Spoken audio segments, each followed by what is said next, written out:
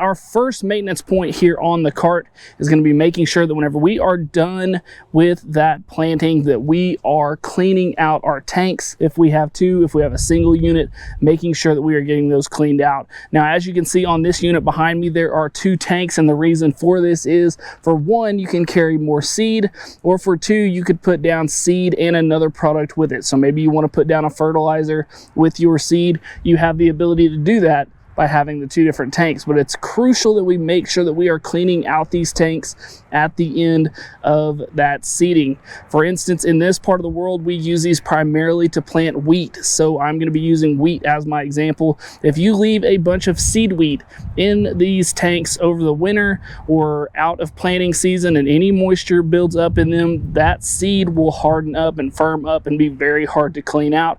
Same thing if we put fertilizer in the other tank. We know that once moisture hits that fertilizer, a lot of times that stuff will almost turn into concrete. So the first and probably the biggest thing to do is to make sure that we are cleaning our tanks. Now, number 2 is going to go right along with cleaning our tanks, but it's actually going to be moving down a step to cleaning our meters, which are going to be the components right below the tank that actually turn and drop the seed down into the tubes. So we need to make sure to go ahead and pull those out, blow them out, clean them out real good. Both meters, if we have 2, 1 if we just have the 1, make sure that we are getting those good and clean, because the same concept applies here. If we happen to have leftover seed or fertilizer in these meters and it hardens up, catches any moisture, you are going to have a heck of a time getting those clean, and it's going to cause you frustration and a lot of downtime whenever you are trying to get ready to go plant in the field. Number 3 is going to be another step to the cleaning, but that is going to be actually making sure and getting these tubes cleaned out here. So you'll see tubes that run along from the fan at the back all the way up to the tool, and a good rule of thumb is once we are done with that seeding or that planting, make sure remove those meter rolls, take those out, turn the machine on, let that air blow, put those meter rolls back in, let that air blow some more with those rolling. Make sure that air makes it all the way down through and out to make sure we have cleaned out any product that may be left in those tubes, so that we don't have that drying and hardening and leftover material in our tubes for when we get ready to plant the next time. Number 4 is going to be checking our wheel bearings on all of our travel wheels. As you can see on this machine, you have a ton of wheels and tires, so it is very important to make sure that the bearings inside these hubs and on these wheels are in good shape before you go to the field. And then number 5 is going to be making sure and checking all of the swivel points on your turning wheel. So at the front of the cart, you're going to have 2 sets of swivel wheels, and then also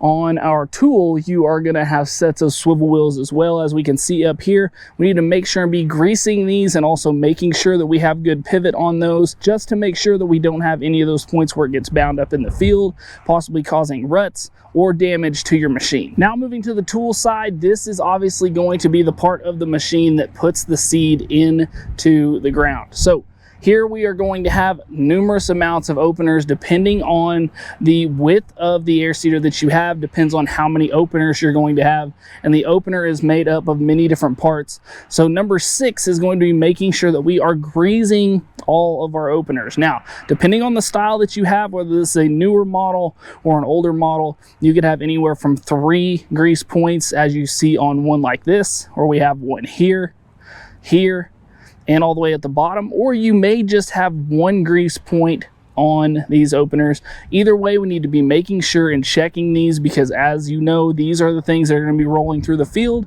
and these are going to be your high wear items. Now, number 7 is going to be checking the gap between your disc and your gauge wheel. So as we can see here, the gauge wheel sits very tight against the disc here. For one, this is going to set the depth that trench is going to be opened with this disc. But then also what this does is acts as a cleaner to cleaning off that disc and keeping material from building up. So we need to make sure that our gap stays small there, so we don't have buildup inside or in between the gauge wheel and the disc, so we don't have any issues there. Now, number 8 is going to be making sure and adjusting and checking checking out our depth adjustment handle. So that is going to also be here on the opener. You're going to see this little T handle here with many different notches so that you can adjust the depth of that blade. So making sure that this is not too tight, not too loose, and that you're able to do this easily by hand is a crucial maintenance point. So it can be easily adjusted.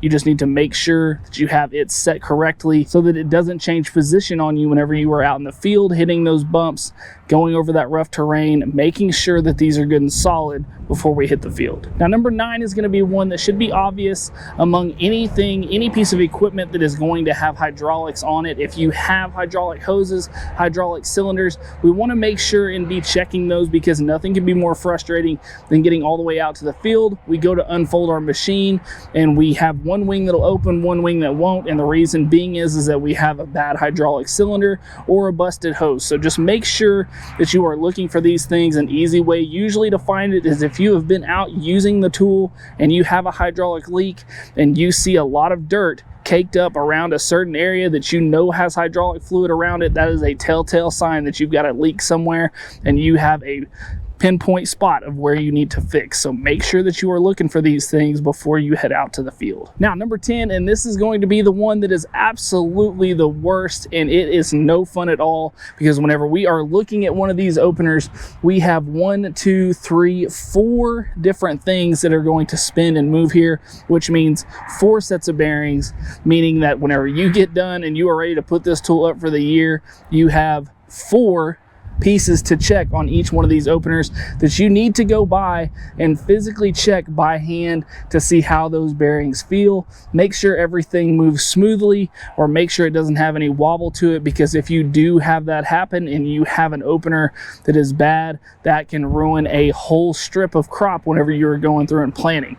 So make sure to keep that in mind, that we want to check all those bearings on those openers, and that is going to be your last of those maintenance points. So guys, if you have one of these machines, this may be knowledge that you already have. If you are looking into moving into this type of upscale operation, this is going to be a good starter video for you to watch to make sure that you know what you're looking for, what you need to be watching out for whenever you own one of these, and how you need to take care of this machine to make sure that we don't go a couple of years and then have to do a complete rebuild. If this video helps you out or you like this video, we just ask you to hit that like button and subscribe to the channel. Also guys, if you are looking for more videos like this, or just more videos over John Deere equipment in general, make sure to go check out the rest of the channel.